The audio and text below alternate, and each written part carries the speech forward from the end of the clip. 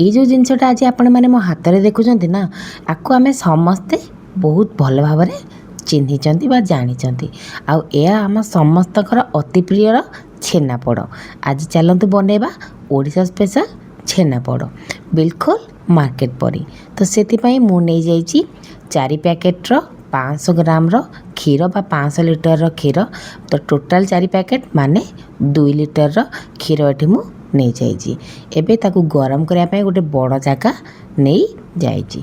एबे क्षीर को काटिकी ता भीतर मु सब दे देइछि।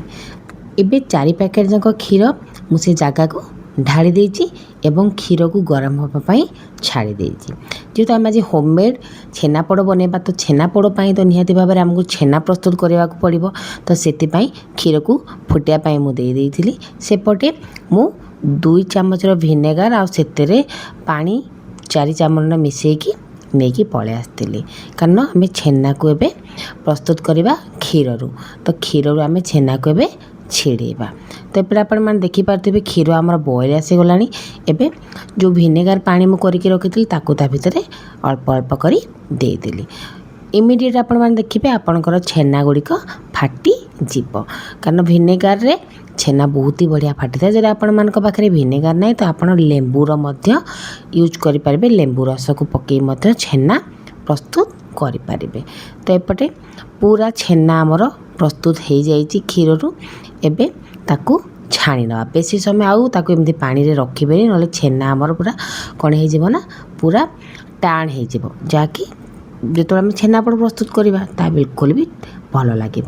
एबे देखंतु ताकू छाणीदेली आ गोटे 2 थर ठंडा पानी एमती धोईनेली। जेहेतु आम भिनेगार पकई तो भिनेगार टी खट्टा थाए तो से खट्टा अंश जावाई ताकू बस गोटे 2 थर एमती हल्का भाव में धोई नेबे जमीक सब खट्टा अंश पलैब। आपण मैंने छेना पानी को पकेबे ताकू रखिबे।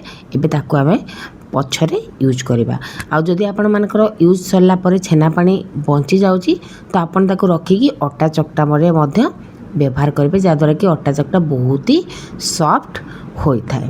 एपटे देखंतु छेना रु मु पानी जहाँ थिला एक्सेस ताको बाहर करदेली। सब पानी बाहर करबेनी जेमति आमे रसगोला पई बाहर करते सेमती बाहर करेंगे। अल्प टिके पानी रखिबे। तो देखि पारथिबे अल्प टिके पानी रखिकी एपटे देखंतु मु छेना को पूरा टिके जेमति ठंडा हो गला तापर ताको भल सेमती मैश करनेली गोटे चामच साहाय्य। एबे सेतिरे 4 चामचर पकई देली सुजी। कारण छेनापोड़े सुजी तो निहाती भाव में पड़ो। तो 4 चामचर सुजी एपटे मुझे देदेली मोटा दानार। आपण मैंने चाहिए सरू दाना सुजी यूज करी पारिबे। एबे सेतिरे 5 ରୁ 6 चामच पकई देइछि चीनी। कारण आमे टिके कम मीठा खाऊ। जदि आपण माने मीठा अधिक खाउछन तो आपण माने निज हिसाब रे चीनी कम बेसी करें। चीनी दे सारा पर एबे छेना पानी 2 चामचर देकी ताको देखो भल से पूरा मुझे मिक्स कर नौछि जेमिति कि चीनी सुजी परस्पर सहित भल से मिक्स हो एवं मिक्स कर सारा पर कभर करके ताको 10 ରୁ 15 मिनट रेस्ट होगापाई छाड़ देछि।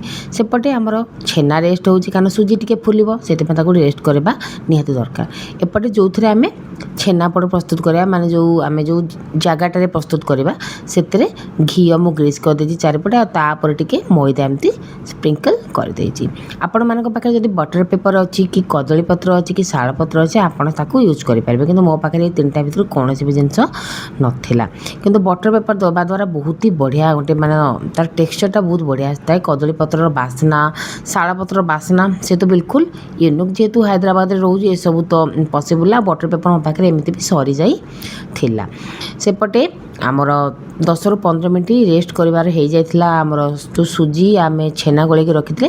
एबे ताको हाथ में पूरा बढ़िया से गोलेबे जमीती कि किसी भी गोटा छेना रही पूरा बढ़िया से ताकू मिसे ने पूरा ताकू स्मूथ करी चकटी नेबे। तो देखिए 5 मिनट ताकू स्मूथ रे मु पूरा चकटी नेली। एबे देखो पूरा बढ़िया से आमर छेना गोटी चकटी हो जाए। तो बाकी सारा जिन चलते से पकेबा।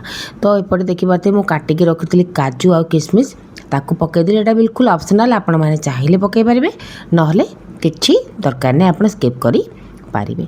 तापर 4टी गुजराती केमती गुंडा करके रखी ताकू ता भितर पकईदेला। फास्ट टाइम मु छेनापोड़ प्रस्तुत करुँची। जदि किसी भी भूल अच्छे आपण मैंने कमेंट सेक्शन में जन पारे। नेक्स्ट टाइम आउ टे बेटर करने चेष्टा करी।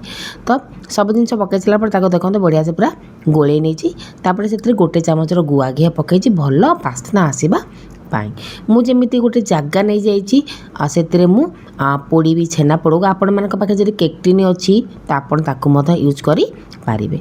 एबे आमर छेनापोड़ टिके फुलिया बस गोटे पिंच से पकई देती खाइबा सोडा जहाँद्वारा कि छेनापोड़टा आमर भल से फुल भल से देखो मिक्स करनेली इमिडिएट जो जिनस मुझे रेडी करी छेनापोड़ पोड़ापी ता भर देली। तो देखिपारे केते सुंदर भाव में आमर देकी पूरा एमती चारिपट को पूरा स्प्रेड करदेली जमीती कि सी पूरा सामान साइज रोमती टे बाड़े देवी जमीती कि किसी भी मनकर एयर थी कि बबल थी से बाहरी जीव आ पूरा सामान हो।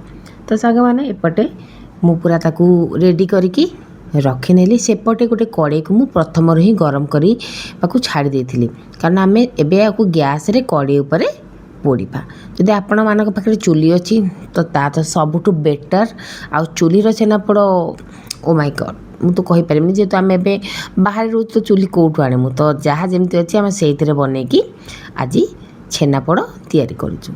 एबे कड़े को प्री हिट हाँपाई छाड़ी देती तले एमती गोटे प्लेट दे देती आपण मान पाखे जो स्टाण्ड अच्छी आपण मैंने देवे तापर मु छेनापोड़ को देकी ताकू मीडियम फ्लेम रे 10 मिनट छाड़ी तापर लो फ्लेम रे पूरा 40 मिनट छाड़ी देती। तो टोटाल देखा गला 50 मिनट पर आपण मानक देखा।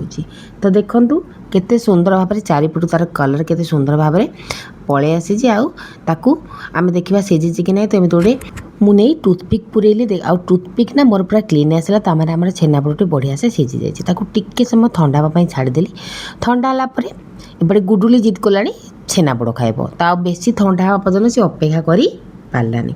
तो एबे देख पारे ठंडा है केते सुंदर भाव में आमर प्रस्तुत हो गला होममेड छेनापोड़ जहाँकि खावाई बहुत ही टेस्टी थिला।